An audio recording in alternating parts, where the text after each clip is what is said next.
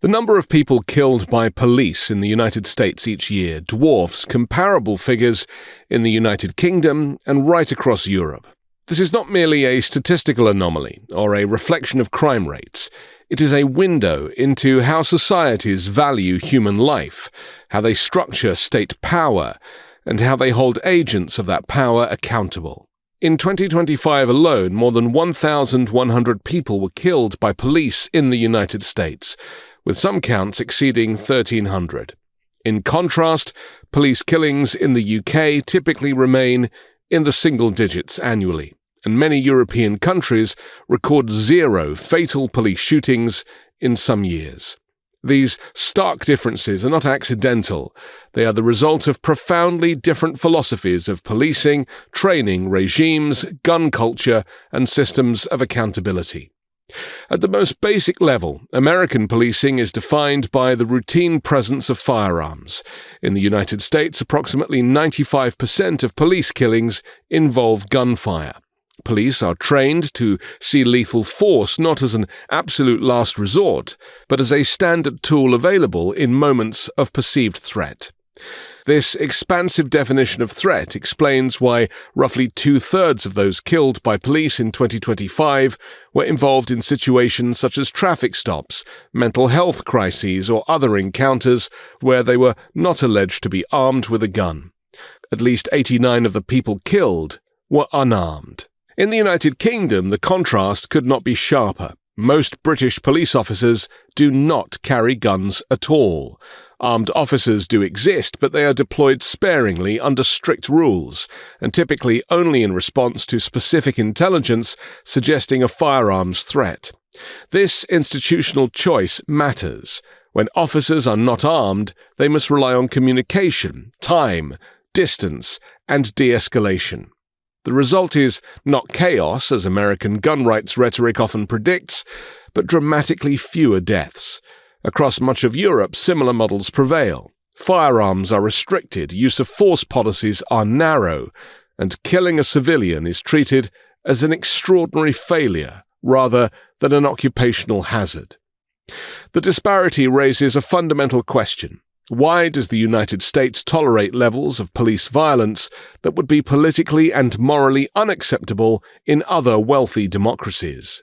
One answer lies in training, or more precisely, in the fragmented and often corrupt training industry that shapes American policing. Unlike many European nations which rely on standardized state-run police academies with nationally consistent curricula, the US allows police departments to outsource training to private vendors. These vendors frequently operate with little oversight and strong ideological agendas. Investigations have revealed that police departments across the country have spent millions of public dollars on private training companies that promote aggressive, legally dubious tactics.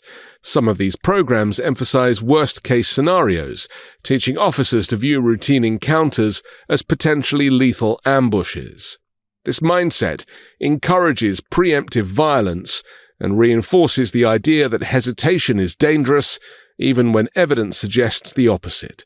In countries like the UK, training emphasizes restraint, proportionality, and the preservation of life, including the life of the suspect. In the US, training too often primes officers to shoot first and justify later. The killing of Renee Nicole Good in Minneapolis by Trump's unaccountable private army exemplifies the consequences of this approach. Good, a 37-year-old mother of 3, was shot and killed by an experienced federal immigration agent, despite no crime being committed. Video evidence shows she was attempting to drive away, not run officers over. Moments before she was shot, she could be heard calmly telling officers, "I'm not mad at you." She was not volatile. She wasn't expecting to die. Nonetheless, she was shot 3 times in the face, killing her instantly. ICE attracts a subset of applicants drawn to hardline law and order politics, including people with strong nationalist views who favor aggressive border control and policing. And that recruitment style is Trump's intention. Legally, police use of deadly force in the United States is supposed to be limited to situations involving an imminent threat of death or serious bodily harm. Supreme Court precedent has long rejected the idea that officers may kill simply to prevent escape. Yet in practice, this standard is applied so generously in favor of officers that it has become almost meaningless. In Good's case, key questions include whether the officer unnecessarily placed himself in front of her vehicle on purpose, whether the threat could have been avoided by stepping aside, and whether shooting was truly the only option. These are not abstract legal puzzles, they are life and death judgments shaped by training and institutional culture. In many European countries, shooting at a moving vehicle is strongly discouraged or outright prohibited because it rarely neutralizes the threat and often endangers bystanders.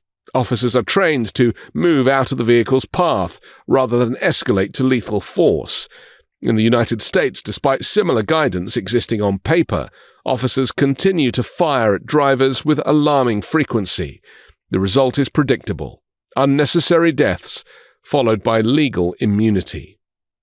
That immunity is another critical distinction. Last year, officers in the US were charged with a crime in fewer than 1% of fatal police shootings. Federal officers in particular, and often undermined by political interference. In the case of Renee Good, senior political figures, including the president himself, publicly defended the agent almost immediately, despite ongoing investigations and contradictory video evidence. Such reflexive defense signals to officers that accountability is unlikely, reinforcing a culture of impunity. By contrast, when police in the UK or Europe kill someone, investigations are typically independent, mandatory, and highly scrutinized.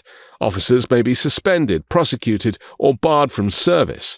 The assumption is not that the officer must be protected at all costs, but the public deserves transparency, and that the use of lethal force demands justification.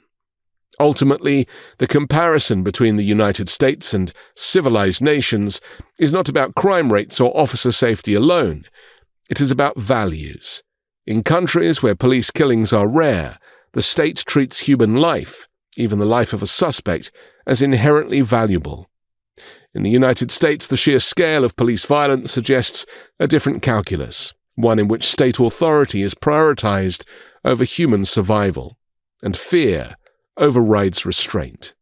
An honest examination of police violence in the US must also confront its deeply racialized nature. Black Americans are killed by police at far higher a rate than their white counterparts, even though they are not more likely to be armed or to pose a lethal threat. Numerous studies and case analyses show that these deaths often follow racial profiling, disproportionate traffic stops, heightened suspicion in everyday encounters, and aggressive enforcement in predominantly black neighborhoods. Ordinary activities, driving, walking, sitting in a parked car, can escalate rapidly when black individuals are perceived through a lens of criminality rather than citizenship. This racial dynamic compounds the broader problem of excessive force, transforming policing into a system that communicates to many black Americans that their lives are valued less by the state. In contrast, most European nations, including the UK, place far stricter limits on discretionary stops and surveillance, reducing the likelihood that race alone will trigger a fatal encounter. The persistent overrepresentation of black victims in US police killings is not accidental. It reflects a historical legacy of racial control embedded in law enforcement that continues to shape outcomes today. The death of Renee Nicole Good is not an aberration, it is a symptom.